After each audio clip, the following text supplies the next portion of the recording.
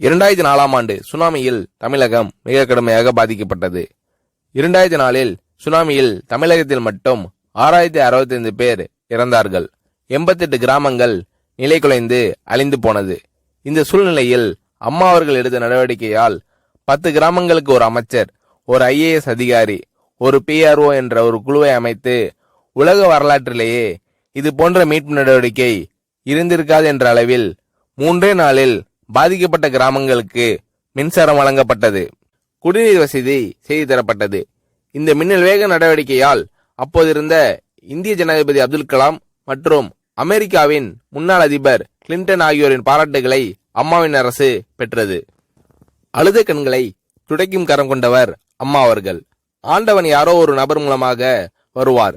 தமிழ்நாட்டிற்கு கிடைத்த தெய்வம் அம்மா அவர்கள். சுனாமியில் பாதிக்கப்பட்டவர்களில் 40 பேருக்கு 2 குழந்தைகளும் சுனாமியில் இறந்து விடுகிறது. அந்த 40 பேரும் ஏற்கனவே கருத்தடை ஆபரேஷன் செய்திருக்கிறார்கள். பெற்றோர்கள் மட்டும் உயிர் பிழைத்திருக்கிறார்கள்.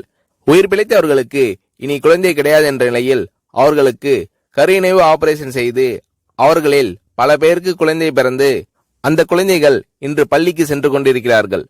நாகப்பட்டினத்தில் அம்மா அவர்கள் மீனவர்களை சந்தித்த போது மீனவர்கள் கதறி அழுதார்கள். அவர்களிடம் அம்மா அவர்கள், நான் இருக்கிறேன், நீங்கள் கவலைப்படாதீர்கள், இழந்து போன உயிரை தவிர மீதி அனைத்தையும் நான் உங்களுக்கு தருவேன் என்று அவர்களுக்கு தேவையான அனைத்து உதவிகளையும் செய்து தந்தார் அம்மா அவர்கள்.